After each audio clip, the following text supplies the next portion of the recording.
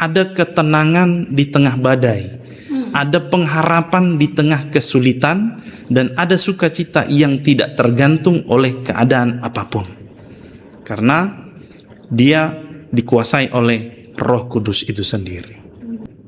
Kita harus akui bahwa godaan dari dunia ini memang terlalu kuat untuk menghancurkan kita dan mengarahkan kita kepada dosa. Bagaimana kita mau mengontrol, menguasai diri kita terhadap apa yang di luar itu. Dan itu memang dimulai dari diri kita sendiri. Karena apa? Karena dari pikiran itu lahir keputusan, dari keputusan lahir tindakan, dan dari tindakan terbentuklah kehidupan. Sebenarnya mengajak kita untuk membuka hati kita setiap hari. Artinya membiarkan pikiran kita, perkataan kita, tindakan kita itu dipenuhi oleh kehendak Tuhan. Agar apa? Agar kita hidup dan mendapatkan damai sejahtera itu tadi.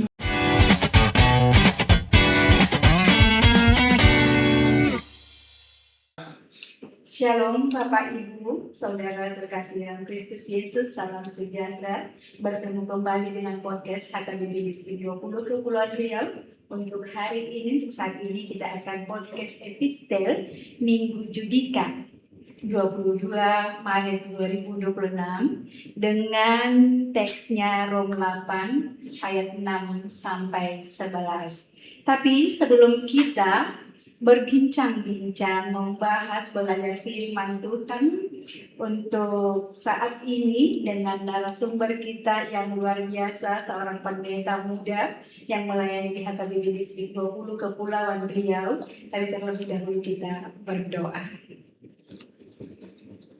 Terima kasih ya Allah Bapa untuk saat yang indah saat ini, ketika Tuhan kembali memperbolehkan kami untuk berbicara, belajar dari firman Tuhan yang akan disampaikan pada epistel Minggu 22 Maret 2026 ini.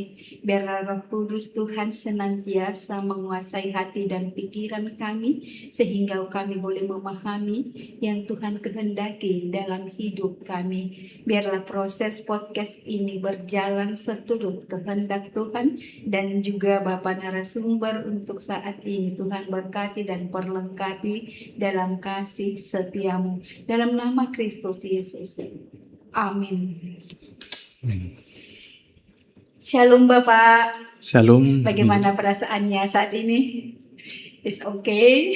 Nah, kita santai saja Bapak, karena kita akan bahas firman Tuhan yang boleh untuk dipelajari, diketahui, dipahami oleh banyak orang, terlebih orang Kristen, dan juga bisa membantu para hamba Allah untuk mempersiapkan diri dalam menyampaikan firman kalau di HKBP pada waktu pertanyaan dalam 1 minggu ini. Begitu ya Bapak ya. Tapi sebelum sampai kepada pembahasan, alangkah baiknya kami mohon kesediaan Bapak untuk memperkenalkan diri. Boleh Bapak? Ya. Shalom Bapak Ibu, saudara-saudara yang terkasih. Perkenalkan, saya Pendeta Rusman Barita Natal Siregar, istri Boru Simanjuntak, dan telah dikaruniakan Tuhan 3 anak di tengah-tengah keluarga. Dan pada saat ini kami melayani di HKBP Bethesda Resort Batu Aji Lama. Demikian perkenalan dari saya. Iya. Kira-kira di Distrik 20 ini sudah lama Bapak? Atau di Bethesda sudah lamakah? Masih berjalan 2,5 tahun, Ibu Pendeta. Sudah banyak pengalamannya di dalam 2 tahun ini di lingkungan Batam ya Bapak ya. Kita akan bahas firman Tuhan, tapi terlebih dahulu kita baca firman Tuhan yang tertulis dalam Roma 8 ayat 6 sampai 11. Bapak Ibu juga yang ada di rumah yang mengikuti podcast saat ini, boleh sama-sama kita membuka Alkitab dan sama-sama membaca firman Tuhan dari Roma 8 ayat 6 sampai 11. Demikian firman Tuhan. Karena keinginan daging adalah maut, tetapi keinginan roh adalah hidup dan damai sejahtera. Sebab keinginan daging adalah perseteruan terhadap Allah karena ia tidak takluk kepada hukum Allah. Hal ini memang tidak mungkin baginya. Mereka yang hidup dalam daging tidak mungkin berkenan kepada Allah. Tetapi kamu tidak hidup dalam daging, melainkan dalam roh. Jika memang roh Allah diam di dalam kamu, tetapi jika orang tidak memiliki roh Kristus, ia bukan milik Kristus. Tetapi jika Kristus ada di dalam kamu, maka tubuh memang mati karena dosa, tetapi roh adalah kehidupan oleh karena kebenaran. Dan jika roh Dia yang telah membangkitkan Yesus dari antara orang mati diam di dalam kamu, maka Ia yang telah membangkitkan Kristus Yesus dari antara orang mati akan menghidupkan juga tubuhmu yang fana itu oleh rohnya yang diam di dalam kamu. Demikian firman Tuhan. Saudara terkasih dalam Kristus Yesus, untuk lebih memahami secara dalam dari firman Tuhan dalam Roma 8 ayat 6 sampai 11, kita akan dibantu oleh hamba Allah, seorang pendeta muda, Bapak Pendeta Siregar, boleh memaparkan dari firman Tuhan, mungkin dari latar belakang Bapak yang bisa boleh kami pahami, dan juga Bapak Ibu yang menonton saat ini. Silakan Bapak. Terima kasih Ibu Pendeta. Nah, untuk memahami nats yang menjadi khotbah kita di pertanyaan dari nats Roma 8 ayat 6 sampai ayat yang ke-11, kita berangkat dari latar belakang kita bahwa surat Roma ini ditulis oleh Rasul Paulus kepada jemaat Kristen pada saat itu di kota Roma sekitar tahun 56 sampai 58 Masehi, di mana jemaat di Roma terdiri dari orang Yahudi dan non-Yahudi yang percaya kepada Yesus Kristus. Nah, adapun Paulus menulis surat ini untuk menjelaskan secara mendalam tentang keselamatan oleh kasih karunia dan bagaimana orang percaya seharusnya hidup setelah diselamatkan.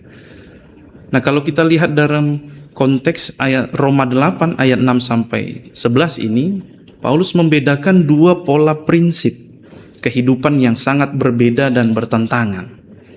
Nah, prinsip hidup yang pertama disebut dengan hidup menurut daging, dan prinsip hidup yang kedua disebut dengan hidup menurut roh.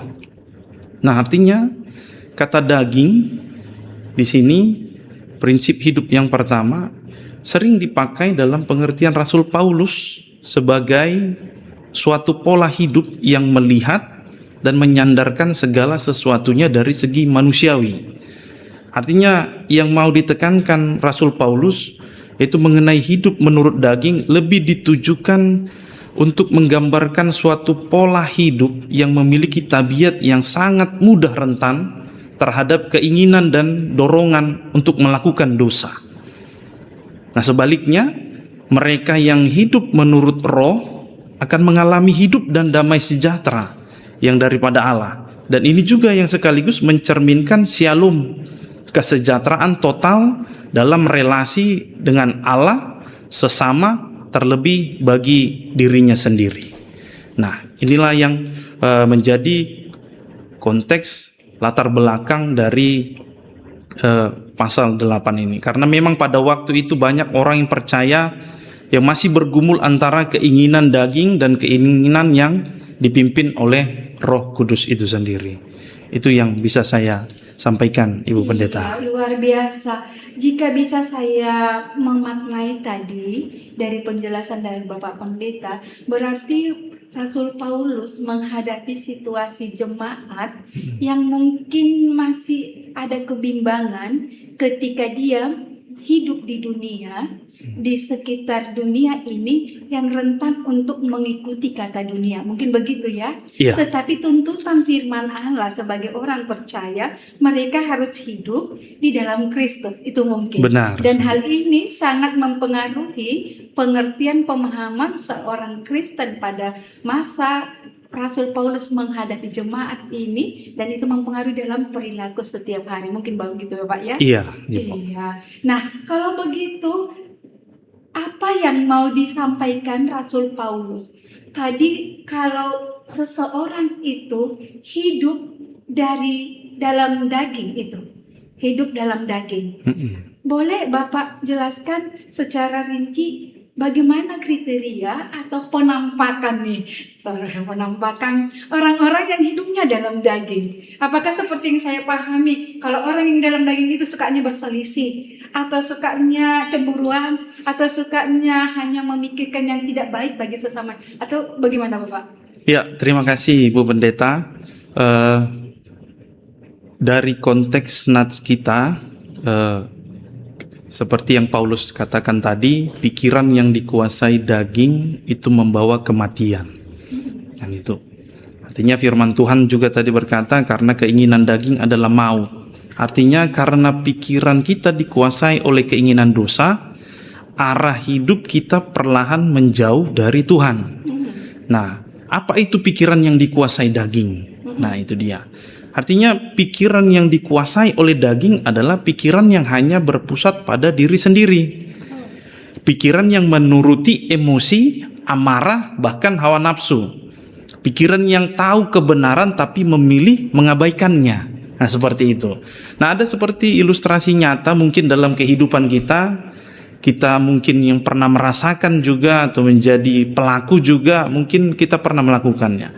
Jadi ada seseorang ketika dia disakiti, awalnya hanya kecewa.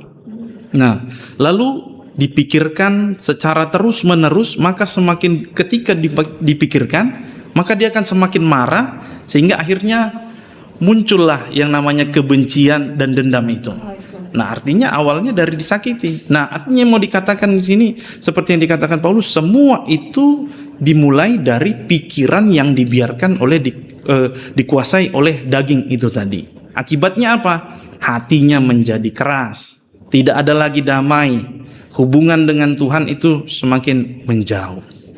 Nah, itu dia hidup dalam daging tadi.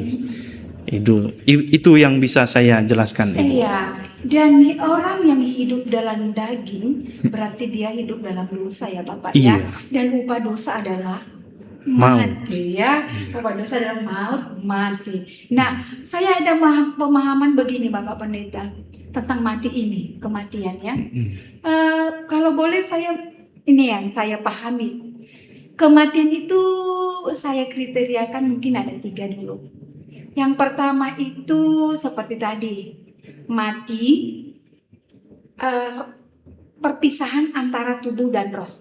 Iya. Ya kan, napas tidak ada lagi, jadi mayat, itu mati. Iya. Seperti yang kita hadapi secara kemanusiaan ya. Baru yang kedua, kematian kekal. Ini yang luar biasa. Kematian yang tidak ada lagi kehidupan setelah kematian. Dan ini yang diinginkan oleh iblis. Maunya manusia itu sampai kepada kematian yang kekal, yang gak mungkin lagi ada kehidupan baru. Dan yang ketiga ini, kematian yang dia masih hidup tapi mati. Ini seseorang itu hidup tapi mati, seperti saya ini ya, masih bernapas, masih bergerak, masih bekerja, masih bisa melakukan segala sesuatu, tapi saya dikatakan mati. Kenapa? Karena hubungan saya dengan Tuhan sudah tidak ada lagi. Benar. Secara spiritualitas saya juga tidak baik lagi. Iya. Nah, itu seperti Bapak sampaikan tadi. Iya. Banyak orang mengetahui kebenaran, tetapi pura-pura tidak mengetahui kan? Tidak mengetahui. Nah, itu hidup. Nah, mengabaikannya itu hidup. Tapi dia mati ya, nuraninya kan? Iya. Itu mati dia dalam hal rohani, spiritualitasnya. Mungkin bagaimana? Pas nggak yang saya sampaikan Bapak? Benar Ibu. Karena memang ya pikiran yang dikuasai daging itu menuju kematian rohani. Artinya fisiknya yang hidup, tetapi spiritualitasnya yang mati. Iya. Itu dia. Dan manusia seringkali seperti itu. Iya. Di zaman saat ini juga kita boleh katakan dia memang secara fisik dia rajin ke gereja. Benar. Secara fisik dia aktif di dalam kegiatan rohani, tetapi secara rohani dia merasa tidak sesuai lah iman dengan perbuatan. Iya. Gitu ya.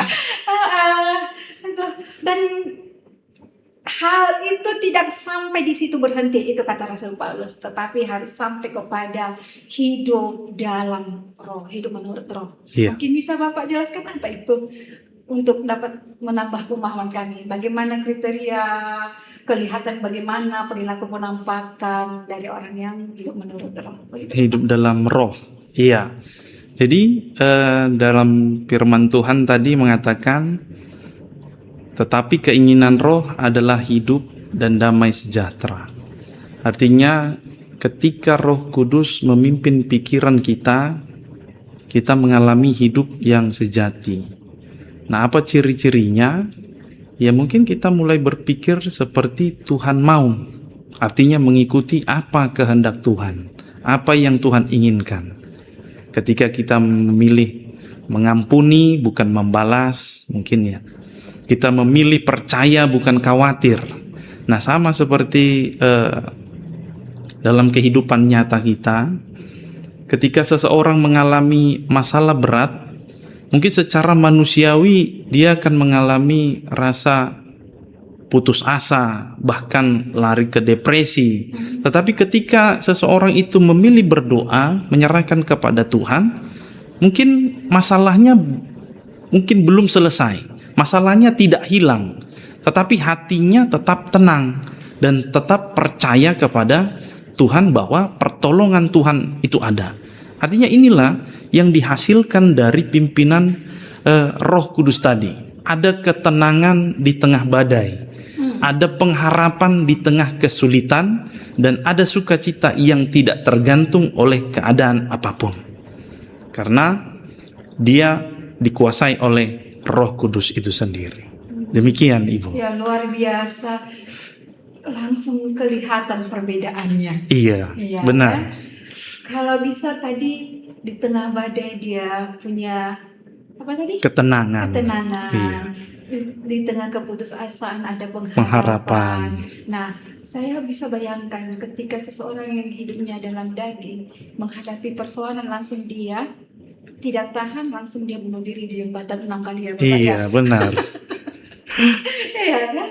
Tidak sanggup menghadapi badai kehidupan dan tidak bisa memaknai hidup. Orang yang biasanya ya, orang yang hidup dalam daging itu dia mengandalkan pikirannya. Iya. Jadi segala sesuatu dilihat dari dirinya sendiri. Iya. Nah, kalau orang yang menurut roh, dia akan bercermin, bertanya, berpedoman sesuai dengan keinginan Kristus ya. Karena sepenuhnya kehidupannya dikuasai oleh Kristus ya, oleh Roh Kudus. Iya, luar biasa Bapak. Tapi seringkali dalam kenyataan orang Kristen, termasuk kita nih, jemaat HKBP, bahkan juga para pelayan, kadang tidak menyadari bahwa hidupnya sebenarnya dikuasai oleh Roh, tapi dalam perilaku sehari-hari dia tidak menunjukkan itu. Itu sebabnya apa ya kira-kira Bapak ya? Apa tantangannya kira-kiranya? Atau ada kurang kepekaan atau kurang gimana? Gimana Bapak itu? Iya, kenapa bisa terjadi hal seperti itu? Ya memang kita harus akui bahwa godaan dari dunia ini memang terlalu kuat untuk menghancurkan kita dan mengarahkan kita kepada dosa. Nah, dan memang itu seperti Paulus katakan tadi, bahwa pikiran kita menentukan arah hidup kita sendiri. Kemana? Apakah hal yang negatif atau yang positif? Nah, sama seperti ada gambaran bahwa mengatakan seperti ini, hidup itu seperti kendaraan pikiran itu adalah setirnya. Jadi jika setirnya salah arah, seluruh hidup akan ikut terseret ke arah yang salah juga. Nah, seperti itu juga dalam kehidupan ini. Untuk itu, menurut firman Tuhan kita pada saat ini merupakan ajakan kepada kita juga untuk mengisi pikiran kita, hati kita dengan firman Tuhan, bukan hanya dengan hal-hal tentang informasi dunia ini saja.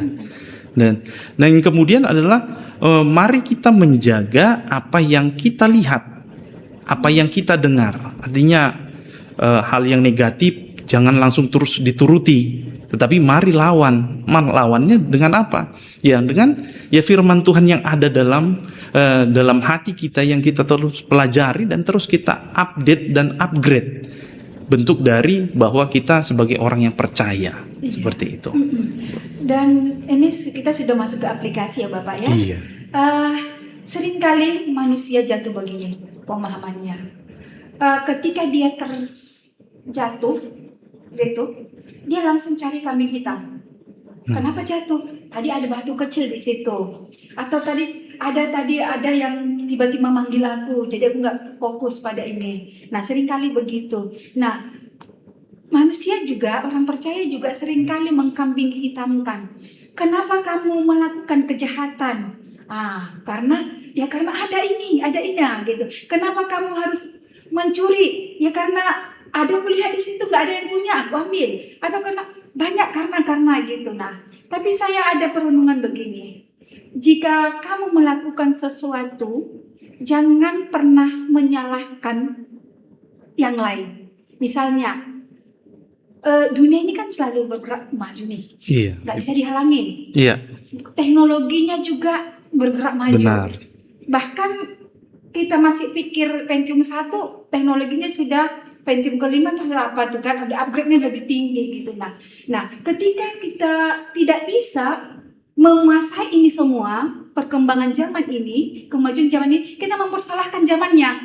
Itu gara-gara zamannya terlalu maju kan gitu. Kita yang tidak bisa. Iya, benar. Sama halnya dengan gini. Seorang ayah atau ibu tidak bisa dia menjangkau anaknya, atau anaknya sudah melenceng dari yang diharapkan orang tua atau firman Tuhan juga boleh kan? Dan dia menyalahkan guru sekolah minggunya, menyalahkan pendetanya, menyalahkan guru-gurunya. Sementara dia yang tidak memberikan yang terbaik bagi anaknya, seperti yang Bapak katakan tadi. Iya. Ya kan? Memberikan firman Tuhan, menyampaikan firman Tuhan, bahkan komunikasi yang intens dengan anak-anak, menyelamatkan keluarga atau Bapak. Iya. Apalagi HKBP tahun ini kan pengajaran iman pada keluarga, tahun transformasi. Dan di sini peran orang tua sangat dibutuhkan, bagaimana anak itu supaya benar-benar hidup dalam roh. Iya. Ya kan? Orang tua sangat diharapkan untuk membenahi, memboboti anak-anak dengan firman Tuhan, sehingga dia melangkah di dunia ini dengan kemajuan zaman yang begitu cepat ini, dia tetap di jalur, di rel yang Tuhan inginkan. Iya. Begitu Bapak? Benar. Iya. Itu mungkin aplikasinya, atau ada dari pengalaman Bapak dalam pelayanan mungkin? Iya. Karena memang hidup ini bukan pertama-tama soal yang terjadi di luar. Artinya berbicara tentang teknologi dan segala macamnya. Karena itu tidak bisa kita halangi. Apalagi perkembangan teknologi zaman sekarang. Nah, seperti yang saya katakan tadi, hidup ini bukan pertama-tama soal yang terjadi di luar kita, tetapi soal apa yang terjadi dalam pikiran kita. Bagaimana kita mau mengontrol, menguasai diri kita terhadap apa yang di luar itu. Dan itu memang dimulai dari diri kita sendiri. Karena apa? Karena dari pikiran itu lahir keputusan, dari keputusan lahir tindakan, dan dari tindakan terbentuklah kehidupan. Nah, jadi seperti itu, Ibu. Dan pikiran itu supaya sesuai dengan kehendak Tuhan harus dikuasai oleh Roh Kudus. Iya.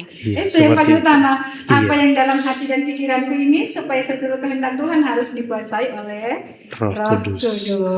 Nah, kehidupan yang dimaksudkan oleh Rasul Paulus ini. Berarti kehidupan spiritualitas, Iya. kehidupan rohani. Itu yang diharapkan dari penjelasan firman Tuhan dalam Roma 8 ayat 6 sampai 11.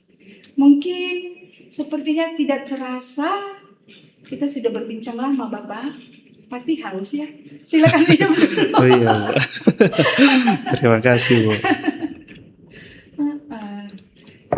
Karena asik-asik juga berbincang-bincang, minum itu harus. Ya kan, Bapak? Itu Siap, untuk hidup Ibu. juga, itu untuk sehat. Selain hidup secara jasmani, hidup secara rohani juga jasmani harus sehat. Karena dalam tubuh yang sehat terdapat jiwa yang sehat. Jadi tunggu minum itu untuk sehat ya Bapak ya. Siap, Ibu. Jadi tentang di ayat 6 tadi tentang kehidupan ya Bapak ya.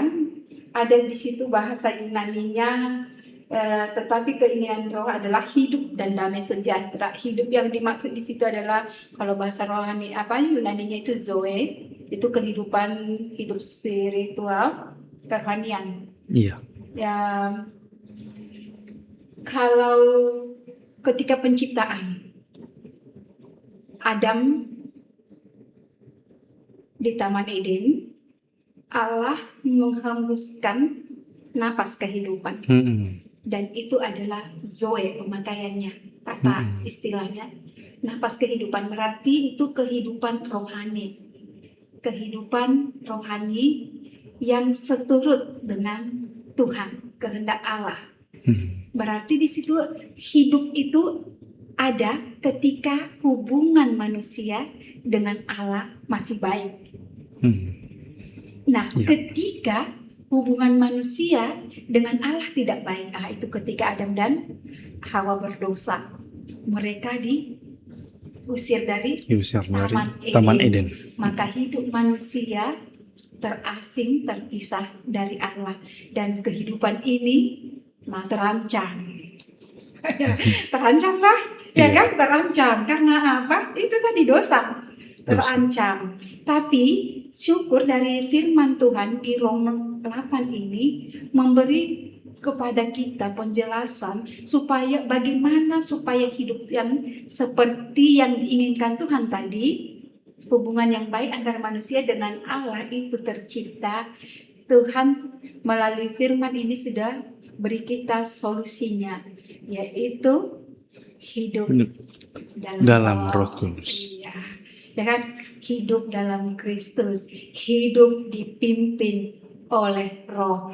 Iman harus berbuah. Benar. Iman tanpa perbuatan adalah mati.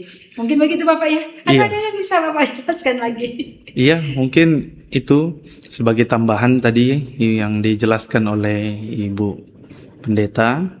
Dan memang kalau kita lihat dari konteks Roma 8 ayat 6 sampai 11 ini sebenarnya mengajak kita untuk membuka hati kita setiap hari. Artinya membiarkan pikiran kita, perkataan kita, tindakan kita itu dipenuhi oleh kehendak Tuhan. Ya, amin. Agar apa? Agar kita hidup dan mendapatkan damai sejahtera itu tadi. Iya, berarti hidup untuk damai sejahtera, bukan untuk diri sendiri, tetapi untuk semua orang dari sekitar kita. Benar. Luar biasa. Tak terasa Bapak Pendeta, kita sudah habis waktu 25 menit malah Bapak. Iya. Gak terasa kan Bapak? Iya. Gak terasa. Tapi sebelum mengakhirinya, mungkin Bapak ada bisa kasih kita closing statement untuk bisa menggugah hati para Bapak, Ibu, saudara-saudara kita yang menonton podcast saat ini. Satu kalimat Bapak mungkin? Ya, terima kasih saudara-saudara yang terkasih di dalam Kristus. Firman Tuhan hari ini mengingatkan kita bahwa kehidupan orang percaya bukan sekedar menjalani hari demi hari, tetapi sebuah perjalanan yang dipimpin oleh Roh Allah itu sendiri. Nah, mungkin dalam perjalanan hidup kita masih ada pergumulan, kelemahan, bahkan kegagalan. Namun, pengharapan kita tidak berhenti pada kelemahan manusia. Roh itu yang memberi kekuatan, membaharui hati kita, menuntun kita ke arah yang benar. Untuk itu, mari pada hari ini kita mulai berkomitmen untuk berjalan bersama dengan Tuhan lebih sungguh lagi, sehingga hidup kita terus bertumbuh dalam iman, berbuah dalam kasih, dan terus memuliakan Kristus di sepanjang kehidupan kita. Iya, luar biasa. Hiduplah di dalam roh. Ya, Iya. hiduplah di dalam apapun ceritanya. Ceritanya. Hilman, terima kasih Iya. Bapak Pendeta atas kesediaannya waktunya di tengah pelayanan yang begitu banyak, masih memberi waktu untuk podcast kita pada saat ini. Tuhan Yesus memberkati pelayanan Bapak, Amin. keluarga Bapak, dan segala sesuatu pelayanan Bapak. Untuk mengakhiri podcast kita, kami minta kesediaan Bapak Pendeta untuk mengakhirinya dengan doa. Kita bersatu dalam doa. Bapa yang baik, terima kasih Tuhan atas penyertaan-Mu yang masih boleh kami rasakan hingga pada saat ini Tuhan. Biarlah Tuhan melalui sapaan firman-Mu, kami semakin dikuatkan dan kami semakin menyadari bahwa Engkaulah yang berkuasa atas hidup kami melalui tuntunan Roh Kudus-Mu Tuhan. Ajar kami Tuhan melakukan dan mengerjakan hal yang baik di dalam kehidupan kami, agar semua itu Tuhan seturut dengan kehendak-Mu dan menjadi kemuliaan bagi nama-Mu. Pakailah hidup kami dalam kehidupan ini. Terima kasih Tuhan, di dalam Kristus kami berdoa dan mengucap syukur. Amin. Amin. Demikian Bapak Ibu Saudara-saudara yang kasih dalam Kristus Yesus, podcast Epistel Minggu 22 Maret 2026. Semoga apa yang sudah dijelaskan oleh hamba Tuhan Bapak Pendeta Siregar tadi membantu kita untuk lebih memahami kehendak Tuhan dalam hidup kita. Sampai di sini, mohon maaf atas kekurangan. Bertemu kembali di podcast selanjutnya. Shalom.